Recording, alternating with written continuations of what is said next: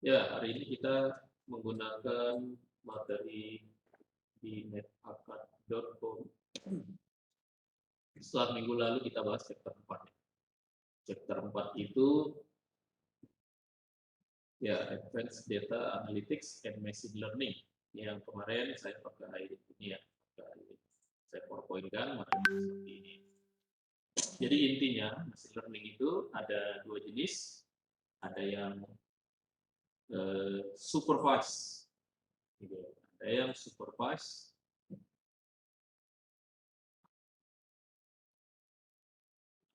Ya, kelihatan nggak ya sama yang di rumah?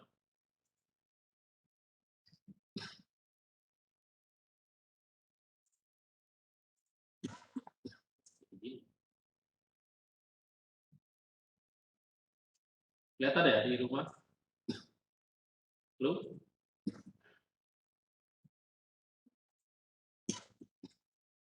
Jadi share-nya kelihatan nggak? Yang di rumah? Tadi kelihatan, Pak. Kelihatan, Pak. Kelihatan ya? Oke. Kelihatan, Mbak.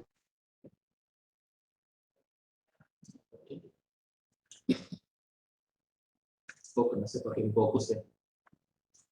Iya, ada supervised machine learning, ada unsupervised machine learning. Kalau supervised machine learning itu di dalam dataset kita ada outputnya. Kalau unsupervised machine learning tidak ada di dalam dataset kita outputnya, kan begitu ya beda. Nah, contohnya yang supervised, ya ini yang nomor satu ya. Contohnya regresi atau classification. Jadi regresi ini salah satu jenisnya ada time series. Regresi yang menggunakan waktu ya untuk variabel x. Itu yang supervised. Sementara yang unsupervised di dalam machine learning ya itu ada clustering, ada asosiasi. Ada clustering, ada asosiasi. Nah, hari ini kita akan melakukan percobaan contoh program yang supervised maupun yang unsupervised. Dan yang unsupervised nanti regression. Regression ini nanti ada yang variabel x-nya kategori, ada yang time. Regresi kalau variabel x-nya berupa waktu atau time disebut time series. Jadi ada 5 percobaan kita, ada regresi, ada time series, ada klasifikasi, ada clustering, ada asosiasi, ada 5. Itulah percobaan yang akan kita lakukan pada materi kita ya kali ini ya. Nah, percobaannya ada di ini, gimana ini? Di net akad Anda. Yes. Pas. Pas. Oke, saya lagi buka net akad ini kelihatan. Yang di rumah kelihatan. Loh, saya lagi buka net.com kelihatan nggak? Kok pada suara di rumah? Nggak kelihatan ya? Atau suara saya nggak kedengaran? Kelihatan, Pak. Kelihatan, Pak. Kedengaran nggak? Kelihatan.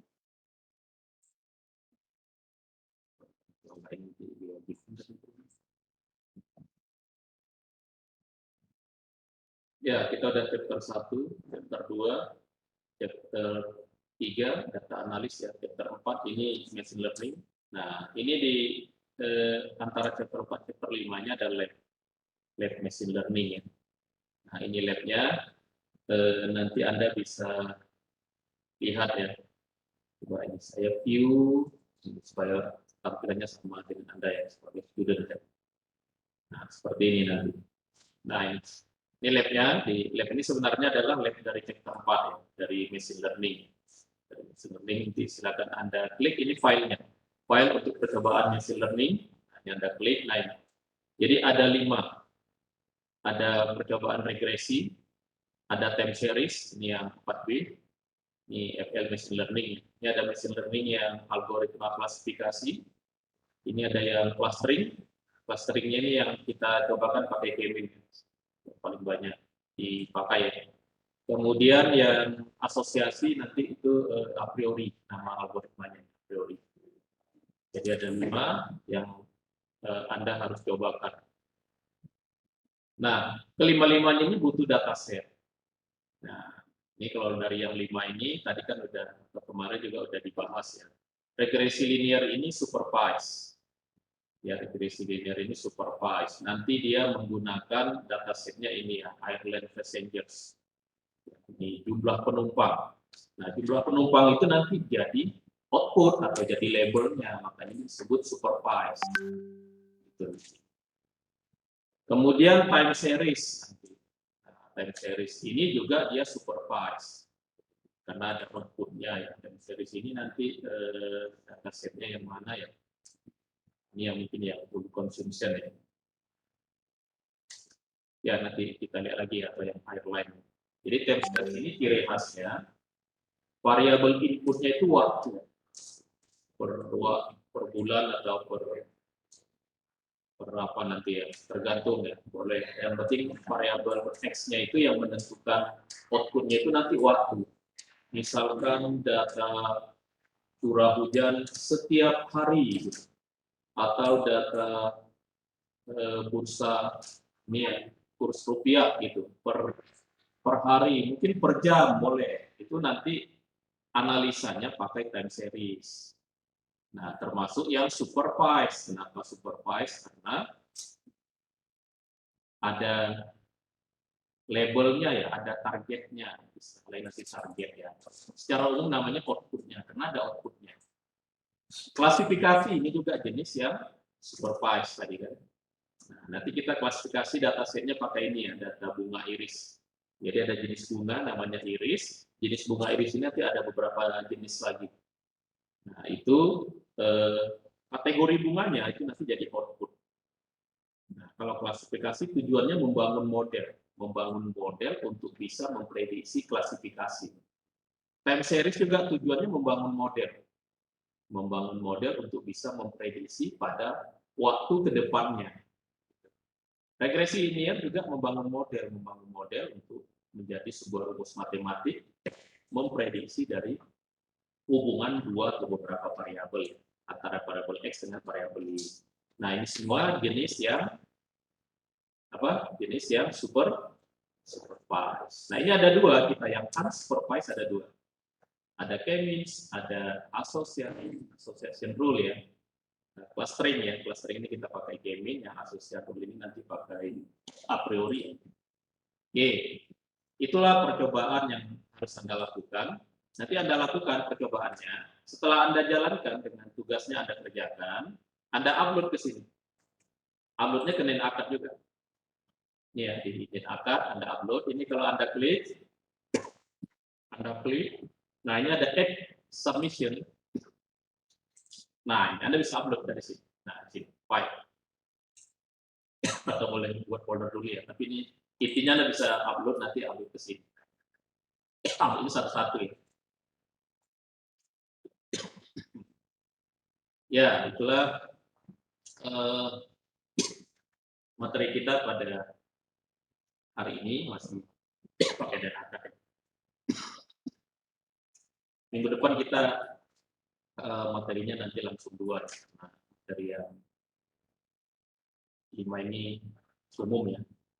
Tentang grafik kita udah lakukan ini di percobaan pertama dulu. Nanti yang intinya minggu depan kita membahas tentang aspek dulu dari data ya. Terakhir ya. Nah, baru nanti ini ada supaya dilengkapi, nanti ada ujian akhirnya. Ujian akhir waktu UAS kita pakai ini nanti ujian. Ini nanti kita buka. Oke, sekarang kita akan lihat ya. Nanti Anda download berarti. Download ada 5.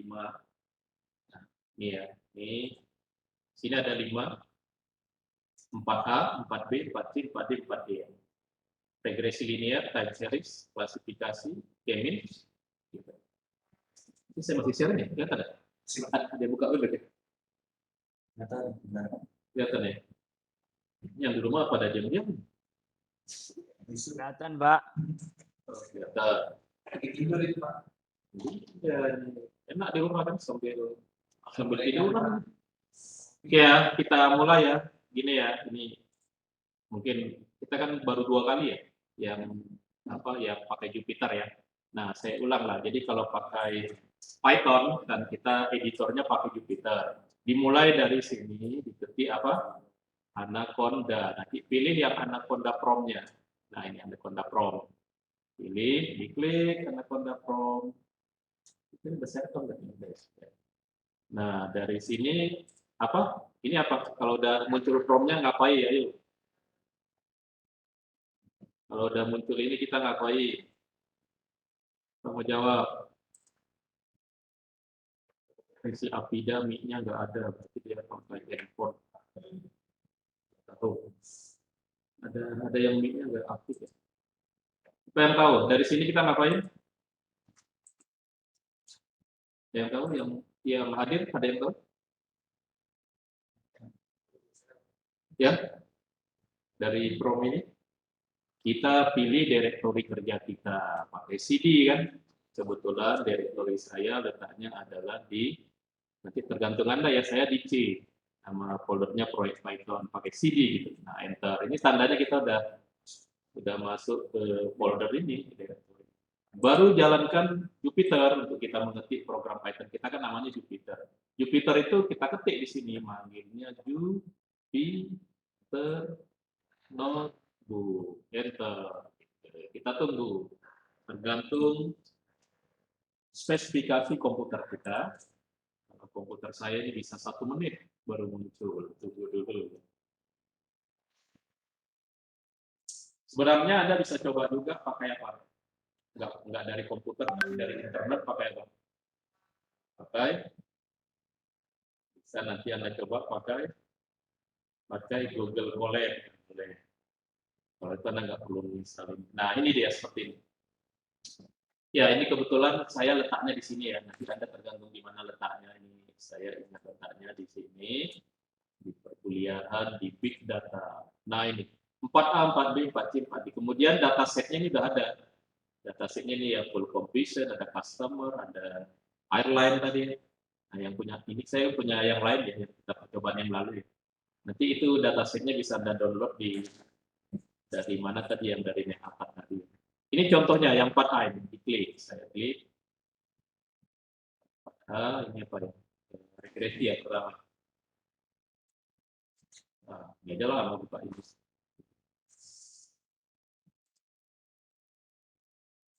Ya, ini dia regresi. Regresi. Ya, saya tutup ya.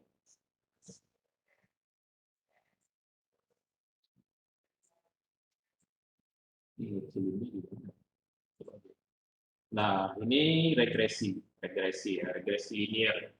Regresi linear itu yang regresi linear itu ada 2 ya, yang tunggal ada yang majemuk. Ini contoh regresi yang kita cobakan, regresi linear. Regresi itu ada beberapa algoritma yang lain. Ini contohnya machine learning yang regresi linear. Nah, ini Python-nya. Ini saya jelaskan dikit ya. Jadi ini regresi linear, ini seperti halnya program-program Python yang lain, kita pakai library. Yang pertama, library yang kita pakai matplotlib, ini untuk menggambar-gambar ya. Nanti kita manggilnya pakai PLT. Supaya angka sepanjang ini, kita cukup manggilnya 3 huruf ya. Sebenarnya kita semestinya manggilnya kan sepanjang ini. Jadi di dalam import ini kenapa ada S, supaya kita singkat gitu. Pandas, library Pandas kita singkat dengan PD. Library Pilot kita singkat dengan PL, NumPy dengan LB. Ini yang matplotlibnya kita buat on inline, supaya gambarnya bisa apa? Yang gambar-gambar di matplotlib ini bisa langsung di barisnya nanti kelihatan. Nah, ini kita jalankan aja, wajib dijalankan ya. Walaupun kalau kita run nggak ada kelihatan di layar efeknya, tapi masuk ke memori sebenarnya. Nah, ini kalau saya run, nah, ini kan dia diam aja ya. Tapi harus pernah di run ini, supaya ini jalan, atau supaya ini masuk ke memori. Nah, kemudian ini baru datanya kita ambil. Nah, datanya kita pakai consumption CO2. Kalau Anda ingin download langsung ke sumbernya dari sini. Tapi karena kita sudah ada langsung aja ke sini. Kan sudah ada tadi di foldernya ini ya. Apa tadi consumption. Nah, ini. Oh ya benar ya. Pokoknya file CSV-nya udah ada ya. Nah dia ini belum sudah ada. Atau Anda download nanti kan dari modul kita ya. Ini jadi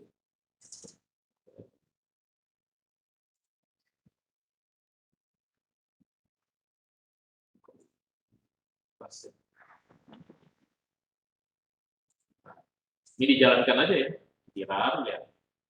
Nah ini dia dataset. Jadi pada dataset ini emisi CO2, ini jadi output. Apa yang menyebabkan emisi CO2 sebesar ini? Yang sebesar 196, ada 221, ada 136.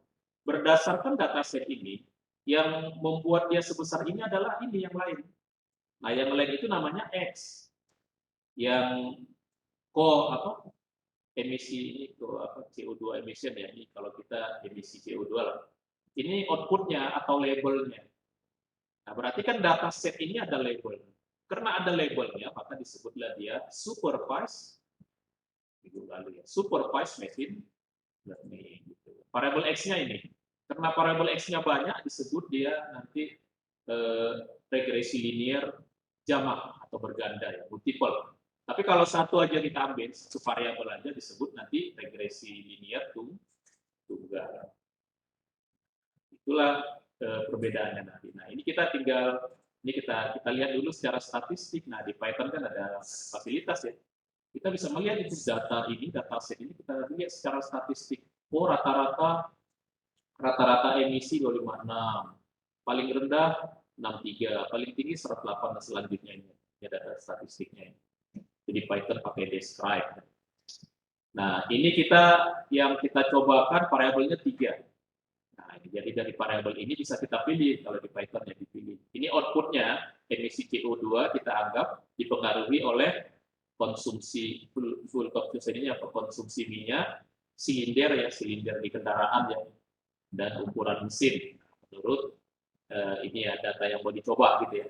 Kita lihat datanya seperti ini gitu. Berarti ini labelnya. Y-nya ya, Y-nya. Ini X-nya. Karena ada 3, maka nanti kita namanya regresi linear, jamak ya, atau ganda atau multiple. Nah, gitu. Nah, ini kita bisa lihat dulu sebelum kita lakukan, kita lihat dulu gambarnya. Nah, itulah kelebihan aplikasi-aplikasi machine learning itu dia semuanya punya fasilitas cara memplot gambar, ya visualisasi itu yang materi yang disiapkan yang materi 5 itu tentang ini.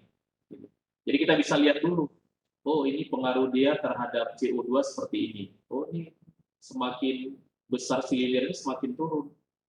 Kalau ukuran mesin seperti ini, ada yang naik, ada yang turun. Tapi semakin lama ini cenderung semakin turun juga. Kalau ini semakin naik, tapi pada besar itu semakin turun. Oh ini distribusinya ya. Ini distribusi data ya setiap ini. Belum relasi ya. Distribusi data dari setiap variabel-variabel kita ini. Kita bisa tahu ini. Nah, ini yang kita kalau melihat pengaruhnya tadi. Ini kalau kita lihat satu-satu, jadi bisa sebelum kita bangun aplikasinya, kita lihat satu-satu pengaruhnya. Ini pengaruhnya berarti rata-rata meningkat ya. Silindernya semakin naik, emisinya makin meningkat. Cuma ini bentuk grafiknya beda-beda. Ini ada yang ini yang apa ini? Ini yang konsumsi bahan bakar ya. Gitu. Nah, barulah ini kita lakukan machine learning pelatihannya. Pelatihan itu kan learning ya. Ini yang pertama kita bagi datanya. Kalau 0,8 berarti nanti yang untuk training 80%, yang untuk testing nanti 20%. Coba saya jelaskan. Baru ini kita lagi di Python. Enak ya gambar-gambar begini itu sebenarnya kayak kita di Excel ya. Nah ini kalau ini baru kita menggambarkan ininya, regresinya. Ya, inilah dia sedang membangun regresi. Jadi regresi itu kan hasilnya rumus ya. Ada harus. Jadi regresi itu kan menghasilkan rumus. Jadi sebenarnya rumus hubungan ketiga ini apa rumusnya? Nah, ini ketemu angkanya, rumusnya begini. Berarti apa rumusnya? Berarti 9,8 X1 gitu ya. Ini kan X1 ya. Ya, plus 10 X2 plus 7 X3 plus 62,223. Nah, begitu. Ini rumusnya. Jadi untuk ketiga variabel ini, pengaruhnya terhadap coefficient, rumusnya ini. Rumusnya ini. Begitu. Itulah regresi seperti itu nanti. Jadi regresi bisa menghasilkan sebuah model yang kita bangun pakai machine learning. Hasil modelnya dia bisa digunakan untuk memprediksi. Kalau kita sudah bangun ya di aplikasi-aplikasi machine learning ya, itu ada fasilitas untuk melihat ini sejauh mana ini dia keakuratan rumus yang dia buat ini. Nah, ini ada ininya lagi ya. Kita bisa coba gitu pakai scalennya. Nah, ini jadi nilai apanya? Nilai ini pakai MEE ya, mean absolute error-nya 16,5. Sum of square error-nya 56972. Nah, yang penting itu ini R2 score. Jadi kalau regresi maupun time series nanti, yang bagus itu dia di sini 1. Sempurna. Ini 0,83 kita anggap ya lumayan. Artinya model yang dibangun oleh machine learning pakai regresi linear ini, linear dengan algoritma ya yang ada di Python ini bisa menghasilkan R square 0,8. Nah, itu contoh regresi. Ya. Ini ada tugasnya nanti Anda harus cari di buku atau di internet algoritma regresi yang lain. Karena nanti regresi nggak ada regresi linear. Silakan Anda cari yang lain, namanya apa aja. Supaya Anda tahu bahwa regresi itu punya banyak algoritma. Ya. Minimal Anda cari 5. Tuh. Kemudian untuk yang kedua, ini yang B. Kalau yang kedua time series. Nah, time series itu seperti regresi, tetapi variabel X-nya itu waktu. Nah, kalau regresi, ini regresi. Ini regresi, ini variabel X-nya, ini kan bukan waktu ini, tapi apa tadi? Konsumsi minyak, tadi. Ini kan fuel consumption ya, konsumsi bahan bakar gitu ya. Ya, intinya ini kan nggak ada yang waktu ya, nggak ada yang bulan, minggu, atau jam. Berarti ini regresi. Tapi kalau time series yang 4B ya, ini 4B ya 4B time series. Nah, kita lihat datasetnya ya. Ini sama ya, ini sama seran. Nah, ini datasetnya ini seran juga. Nah, dari sini kita mulai melihat datasetnya nih, perintah add itu untuk melihat dataset. Nah, lihat ini datasetnya. Ini outputnya apa? Jumlah penumpang. Ini apa? Bulan. Nah, ini waktu. Maka kalau dataset kita variabel X-nya itu waktu, maka analisa kita menggunakan analisa time series. Time series itu, wah ini udah saya kasih berapa ini? 6 ini. Ada moving average, ini paling banyak skripsi ya. Skripsi, senior Anda banyak pakai moving average. Ya. Itu yang paling sederhana. Ada yang simple moving average, ada yang exponential weight, ada yang simple, ada yang double, ada yang triple, ini ada yang ARIMA ya. Ya, ini di ARIMA contoh ini nggak ada, tapi ARIMA termasuk yang terbaru. Nanti silakan Anda lihat gimana berhasil di percobaan ini melakukan prediksi. Jadi time series ini nanti setelah modelnya dibangun bisa digunakan untuk memprediksi. Kalau di sini sampai katakanlah ini kalau ini head ya, ini kalau saya ganti supaya dia di ujung ya. Kalau head ini 5 pertama. Kalau 5 terakhir tail. Kita lihat 5 terakhir. Oh, sampai tahun ini data lama ya, tahun 60. Ya, nggak apa-apa. Nah, misalkan mau diprediksi kalau bulan ini apa ini? Ini bulan 12 ya. Kalau bulan 1 tahun 61 berapa? Nah, bisa diprediksi. Tapi kita harus bangun model dulu gitu. Bangun modelnya pakai analisa time series salah satu ini. Ini yang sederhana, ini diperbaiki gitu nanti ya. Jadi tambah ke bawahnya tambah bagus modelnya. Ini bisa kita ini ya. Ini datanya kalau banyak begitu. Oh enggak ya, iya ya. tahunnya tahun lama ya, sampai tahun 60. Ya, kalau Anda mau yang tahun terbaru, Anda cari aja di Google ada data ya. Ini kan jumlah penumpang pesawat di Amerika, jumlah total penumpang. Jadi mau diperkirakan, kira-kira penumpang bulan besok seberapa banyak. Sama? Bisa. Kenapa? Karena data tahun-tahun bulan-bulan sebelumnya ada. Itulah yang kita bangun pakai time series. Gitu. Ini banyak skripsi itu skripsi nasional lain. Memprediksi gudang, jumlah stok di gudang, memprediksi jumlah penjualan. Itu time series. Memprediksi jumlah mahasiswa. Itu time series kan? Tahun lalu sekian, tahun lalu sekian. Tahun nanti ini kira-kira berapa? Memprediksi. Tujuannya memprediksi. Nah, Anda mau memprediksi apa gitu? Tapi itu pakai time series. Datanya sebaiknya semakin banyak semakin bagus. Ini datanya berapa ya? Datanya ada berapa? Tahu jumlah datanya nggak dihitung sini. Siapa yang tahu? Python-nya. Saya mau tahu jumlah datanya berapa. Yes. Nggak ada di sini ya. Ini kan airline ya. Namanya airline. Jumlah data itu set ya. Jumlah datanya berapa? Nggak pakai set.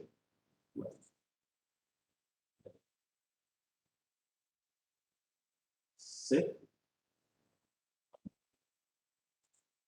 Baik, 144. Datanya 144. Ya banyak itu. Berarti 144 bulan. Karena ini per bulan datanya. Wah, ada yang bisa mengatakan, Pak, apa contoh data lain yang bisa kita lakukan dengan time series?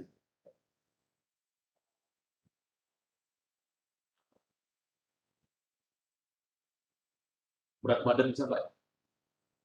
Berat badan kita berubah-ubah tiap bulan. Misalkan ya, jumlah pengunjung di mall gitu. Untuk apa? Tapi setiap kita melakukan apa? Menganalisa itu harus ada gunanya. Untuk apa? Untuk apa dianalisa jumlah penumpang? Supaya bisa diperkirakan penumpang ke depan itu berapa. Nanti bisa ketahuan jumlah pesawat yang dibutuhkan. Mungkin, kalau kereta api, jumlah penumpang kereta api yang dibutuhkan. Kalau jumlah mahasiswa, kelas yang dibutuhkan, dosen-dosen. Bisa digunakan untuk memprediksi ya. Kayak itu ya, cuaca. Nah, cuaca itu bisa pakai analisa time series. Cuaca. Bisa nggak? Bisa. Tahu nggak data-data hari yang lalu? Tahu nggak? Tahu. Siapa yang tahu? Orang siapa? Ya, tapi dia kan tahu kan kemarin begini, kemarin. Dia catat itu semuanya. Nah, itu dimasukkan ke program. Bisa digunakan untuk memprediksi besok gimana.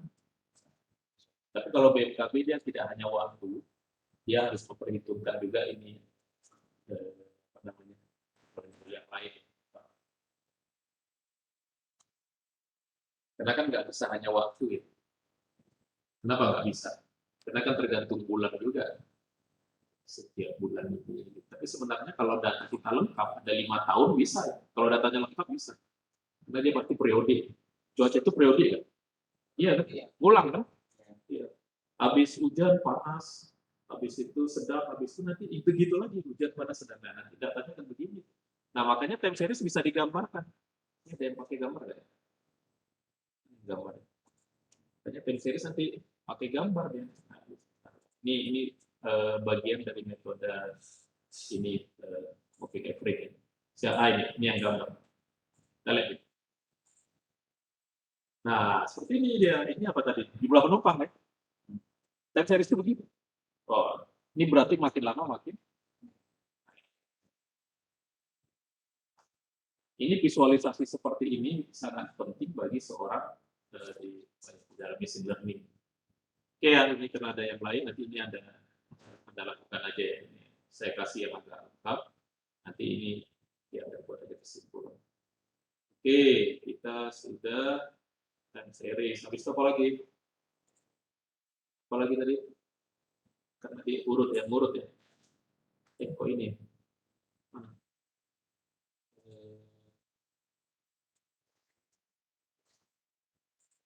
Tuh ini, yang C, klasifikasi. Kalau klasifikasi nanti beda. Persamaannya apa? Sama-sama supervise. Yang 3 ini supervise. Apa ini? Regresi, time series, dan klasifikasi ini supervise. Supervise maksudnya apa? Ada outputnya. Nah, ini kalau klasifikasi saya pakai data iris contohnya ya. Ini data iris ini data bunga, jenis bunga gitu. Nah, kita lihat dulu ya. Nah, datanya seperti ini. Kok udah jalan? Nah, ini seperti ini jenis bunga. Jadi disebut jenis bunga iris setosa kalau daun kelopak. Nah, jadi bunga iris itu gini, supaya Anda tahu ininya, bunga iris ya. Saya suka pakai Google. Iris dataset. Jadi bunga iris itu kayak begini. Nah, kayak begini bunga iris. Jadi kalau bunganya ini daunnya, jadi ada 4 ya. Ada lebarnya, ada petal namanya, ada sepal, ada ya pokoknya yang 4 ini. Nah, angka 4 ini menyatakan lebar-lebar daunnya. Tutup ini. Nah, ini tadi. Nah, ini ya. Jadi 4 ini lebar daunnya. Jadi kalau lebarnya sekian termasuk bunga jenisnya iris. Jadi ini ada datanya. Dan ini ada outputnya. Outputnya apa? Ini jenis bunga. Berarti dia apa? Kalau ada outputnya berarti pakai supervise. Jadi kalau Anda lagi belajar machine learning, paling banyak itu jadi contoh itu bunga iris. Kenapa? Karena datasetnya yang dibuat oleh yang ini ya, dulu sudah ada orang itu ya yang menyiapkan dataset ini bagus. Sudah memang layak untuk digunakan untuk analisa untuk belajar gitu. Bahkan untuk diperlombakan gitu. Siapa yang paling cepat membuat model ini pakai data iris gitu. Ada perlombaan-perlombaan yang membuat algoritma yang lebih efektif ya, yang akurasinya lebih bagus. Nah, ini contoh klasifikasi. Contohnya di sini menggunakan ini ya, ini biasa ya di dalam machine learning datanya itu kan kita bagi 2 ya. Kemarin ada pembahasannya kan yang angka. Datanya ada yang data training, ada yang data testing. Nah, setelah kita bagi, baru kita lakukan klasifikasi. Nah, ini agak banyak sini. Ini agak lengkap saya kasih. Ada, karena klasifikasinya adalah machine learning yang paling banyak orang pakai. Nah, kalau tugas akhir atau penelitian yang paling banyak jadi judul itu klasifikasi. Nah, algoritmanya ini ya, ada logistic regression, nantinya jalankan aja. Ada support vector machine, ada decision tree, net bias, Carnier snackboard, ada BOS classifier, 6 ya, ada 6. Ini juga saya siapkan ini perbandingannya. Nanti Anda simpulkan aja mana yang paling bagus. Atau ini kalau ini mungkin bisa kita jalankan. Ini jalan, ini dijalankan. Ini enggak usah ya. Nah, ini saya jalankan. Ini saya jalankan. Nah, ini data X ya. Ini training ya, ini data testing. Ini tadi ini untuk ini ya, untuk kebutuhan SVM. Nah, ini pakai linear regression ya. Pada linear regression berhasil dibangun model klasifikasi, keakuratannya 97% kali 100. Kalau support vector machine kita lihat 0,82 kali 100, 82%. Kalau ini support vector machine, tapi kalau dia ini kan rendah ya, kita bisa atur ini di algoritma support vector machine ada kernel yang bisa kita atur mau pakai kernelnya apa. Lihat, kalau kernelnya linear 100%, murah. Jadi support vector machine ini termasuk algoritma machine learning yang cukup ampuh, bisa 100%. Kalau pakai poly, wah jelek ya 77%. Kalau pakai kernelnya RBF, 82%. Ini decision tree, ini juga algoritma klasifikasi, berapa persen? 95%. Akurasinya ya, jadi berarti dia nanti kalau kita gunakan untuk memprediksi sebuah bunga iris setelah kita ukur-ukur, ini bunga jenis apa? Nah, kan diprediksi sama program. Oh, ini bunga jenis iris Sentosa. Nah, itu kita mempercayainya 95% gitu kira-kira. Ini masih decision tree yang diperbaiki. Ini berapa? Nah, malah jadi jelek ya. Pakai dikit. Oh, ini harus kita atur dulu angka-angkanya. Nanti Anda atur sampai dia tinggi ya. Ini misalkan saya buat 3, splitnya saya buat 4 gitu. Nanti Anda atur sampai lebih bagus. Nah, ini udah langsung bagus sudah 3%. Anda mana tahu bisa 1 ya. Angka-angka parameternya ada. Ini net bias, ini juga statistik ya. Banyak yang pakai. Nah, ini 26% cuma. Kok gila ya net bias.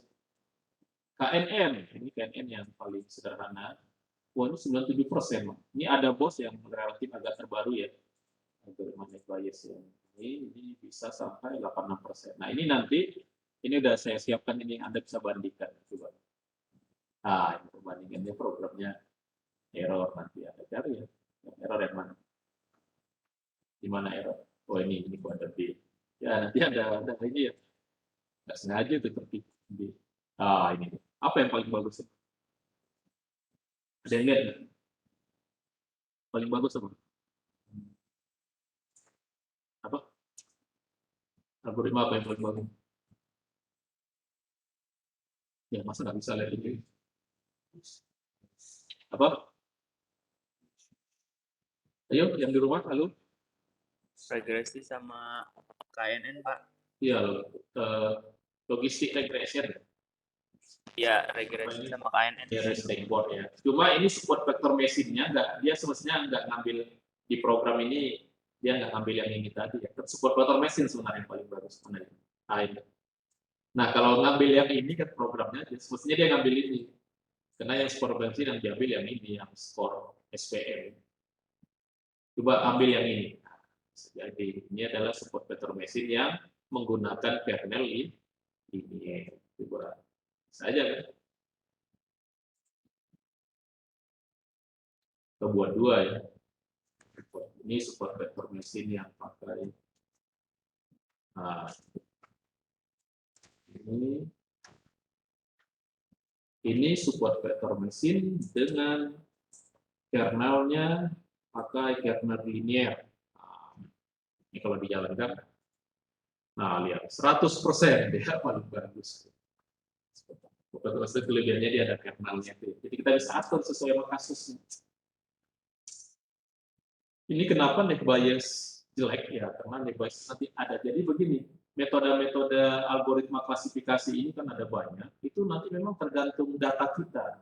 Makanya kita harus uji mana yang paling bagus. Baru kita putuskan pakai itu. Tergantung data kita. Ini kan kebetulan datanya seperti ini. Nanti untuk data kita yang lain kan belum tentu cocok pakai apa? Pakai metode itu. Gitu. Nah, itu nanti ada perbandingannya. Di sumber lain. Kemudian kita apa lagi tadi? Itu semuanya adalah supervise. Sekarang yang unsupervised. Nah, yang supervise ini contohnya clustering. Ada 2 kan unsupervised kan, yang dari ini angkat ya. Clustering sama asosiasi. Ini Anda coba yang clustering. Buat lama. Nah, ini yang clustering. Ini Anda coba aja. Clustering itu apa? Clustering itu mengkelompokkan data yang belum ada kelompoknya. Gitu. Jadi kita punya data banyak, kita melihat orang banyak gitu ya. Kita mau kelompok-kelompokan, oh ini orangnya pemarah, ini penyabar, ini orangnya begini. Nah, itu namanya kita ngapain? Mengkelompok-kelompokkan. Kegiatan itulah namanya clustering. Apa bedanya sama klasifikasi? Kalau klasifikasi, kelompoknya udah ada. Sudah dikasih tahu.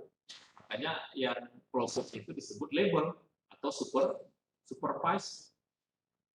Nah, pada klasifikasi, kita membangun model dari kelompok-kelompok yang sudah diketahui. Pada K-means, kita mencari kelompoknya. Nah, begitu. Pada K-means kita cari kelompok, karena belum ada di data kita kelompoknya. Berarti sebelum kita lakukan klasifikasi, kalau kita punya data yang belum ada klasifikasinya, pakai dulu K-means, baru pakai klasifikasi. Oke, ini kita contohkan ya. Jadi Kemin ini paling banyak digunakan ini contohnya untuk ini ya, membagi jenis pelanggan. Nah, menganalisa karakteristik pelanggan. Jadi ini datasetnya ya. Ada kelamin, apa ini jenis kelamin, ada usia, ada ini banyak dia belanja, ini banyak uangnya. Kalau ini jumlah rating dia belanja, ini uang. Nah, ini mau dikelompokkan karakteristik pembeli itu gimana sih? Di toko ini ya, ini di data yang kita ambil ini di sebuah toko tentunya kan. Ini datanya ada 200 ya. Kalau makin lama makin bagus. Jadi sebuah e-commerce katakanlah gitu ya, sebuah toko online, dia punya data tentang pembelinya. Nah, dia mau analisa yang diminta orang marketing. Coba saya mau tahu sih jenis-jenis konsumen kita seperti apa sih. Nah, kira-kira begitu pertanyaannya. Nah, maka data yang ada adalah rating belanja sama pendapatan. Nah, maka pertama kali, ya ini datanya antara ini rating belanja, ini pendapatan. Ini sebarannya. Jadi ada yang belanjanya dikit tapi uangnya dikit juga. Kalau ini belanjanya dikit tapi uangnya banyak. Gitu ya artinya. Karena ini jumlah belanja, ini jumlah duitnya. Ini tadi. Ini jumlah dia belanja, ini jumlah ininya ya, gaji dia lah gitu, pendapatan dia. Berarti kan apa? Yang di atas ini kan berarti orang-orang yang punya duit ini di atas. Ya enggak? Sedangkan ini orang-orang yang gajinya apa? Rendah. Ini orang yang sedang-sedang. Nah, tapi kalau kita lihat di sini datanya, ada orang yang gajinya dikit tapi belanjanya juga dikit. Tapi ada orang yang gajinya dikit tapi belanjanya banyak. Wah, ini besar pasak daripada tiangnya. Gajinya dikit tapi belanjanya banyak. Berarti ngapain dia itu? Utang deh. Atau belanjanya pakai kartu kredit. Ya. Bayar nanti Oh, bayar nanti. Atau dia membelikan punya orang, jangan-jangan dia ini calo ya. Apa namanya kalau yang di tengah-tengah itu broker ya. Nah, ya reseller ya. Ya kita nggak tahu ini toko apa ya, tapi begitulah. Nah ini karakter konsumen yang seperti itu ada berapa? Nah itu yang ditanya. Nah ini dengan program ini, dengan program clustering ya pakai Kemin, ini bisa diketahui. Nah nanti algoritmanya kita inilah, coba dulu ya. Jadi pada Kemin ada cara kita mau bagi berapa ya? Kan kita nggak tahu ini ada berapa, apakah 2, 3, 4 atau 5. Nah ada sebuah ini namanya apa? Namanya ini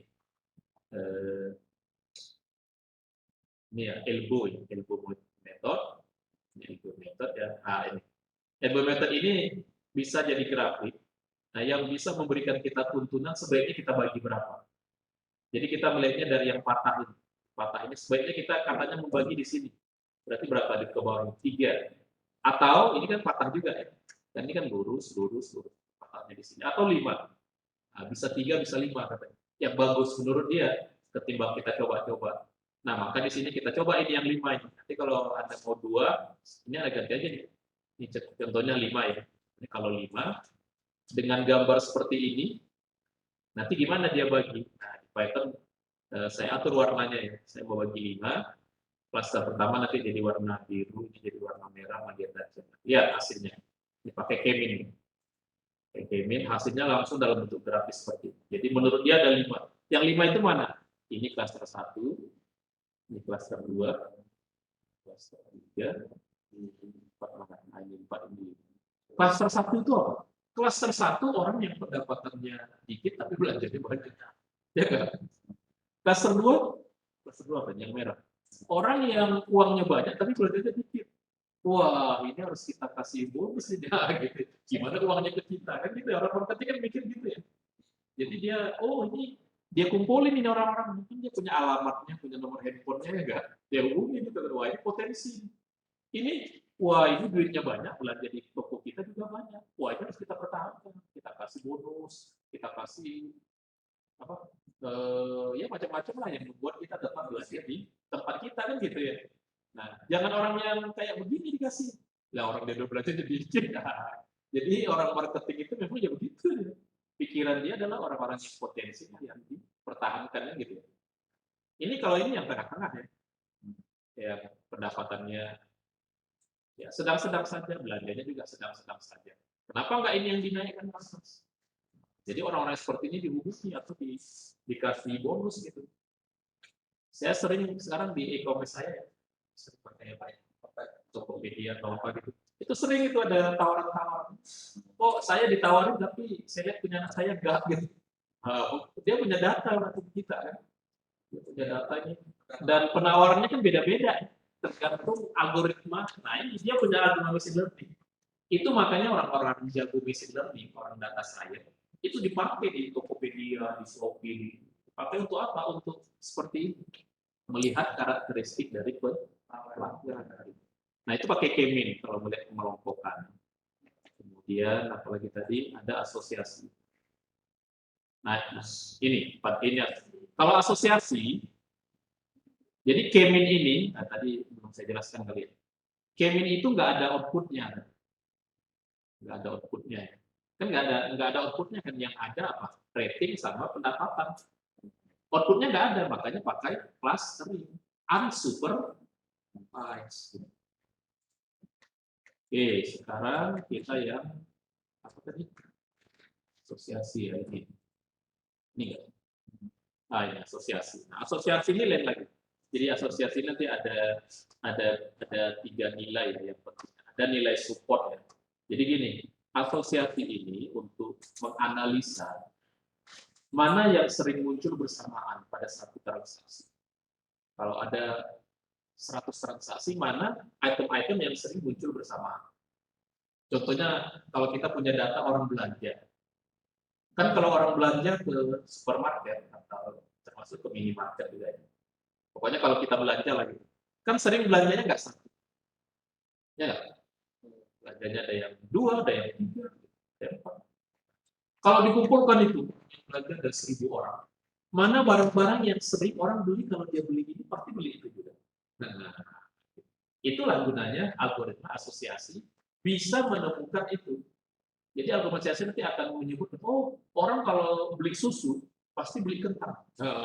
Gitu. Lah itu apa gunanya? Ke orang marketing dikasih tahu, atau ke orang mana? Ke orang toko dikasih tahu. Itu orang kalau beli susu pasti beli kentang ini. Oh iya, iya. Oh gimana kalau letaknya nanti di raknya kita dekatin? Nah, keputusan nggak itu? Keputusan meningkatkan penjualan nggak? Iya, itu gunanya. Makanya sains data sekarang ini sangat populer karena bisa meningkatkan pendapatan dengan cara menganalisa data. Menganalisanya bisa clustering, bisa asosiasi, bisa apa tadi, klasifikasi, bisa apa kita di regresi dan time series. Nah ini contohnya ya, ini datanya. Jadi nanti ada nilai support ini menghitung satu item itu terhadap item lain, kemunculannya berapa. Nah, ini namanya support ya. Kalau confident nanti 2 ya. Antar 2 item yang sering kalau ini bersamaan seberapa nilai confidentnya. Nah, barulah muncul analisa. Ini contohnya kita ya. Ini datanya, ini pakai data market. Nama ininya data dari sebuah pasar ya. Ini kita lihat data. Ini datanya data seperti ini. Ini datanya 1 ya. Jadi nama-nama barang di toko itu ini. Nama-nama barangnya ini. Seperti itu. Nah, barang mana ini yang sering dibeli bersamaan dari berapa 20 jenis barang ini? Nah, itu yang dianalisa. Ada ya, pakai a priori. Ya, ini hasil analisanya dia begini. Pakai nilai support tadi dengan nilai confident. Dia lagi proses. Ini kalau proses di sini gambar. Nah, ini gambar apa ini? Hasil ya. Lama dia proses. Ini algoritmanya a priori. Jadi kelas apa ini? Asosiasi itu ada a priori, ada echelon, ada epicure. Yang terakhir itu epicure. Nah, ini udah selesai. Nah, ini hasilnya. Jadi hasilnya yang nilai supportnya yang agak besar itu ini, modal 1. Nilai supportnya paling besar. Nah, kalau berarti ini artinya apa ini?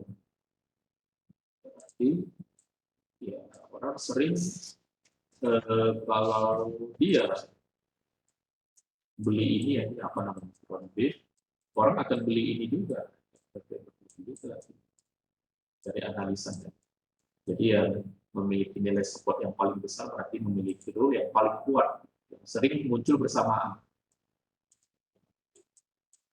Oke, satu lagi nanti algoritma sukses itu ada H1, atau bisa pakai FP Grow. Oke, itulah algoritma machine learning yang Anda wajib paham dan wajib pernah mencoba dan tahu gitu. Oh, begini kalau apa yang supervise begini, yang unsupervised begini. Anda wajib tahu melalui contoh-contoh. Anda coba, Anda jalankan, kalau ada tugas Anda jawab, upload ke sini. Jadi minggu ini tugasnya nggak mengerjakan kuis, tapi mencoba Python.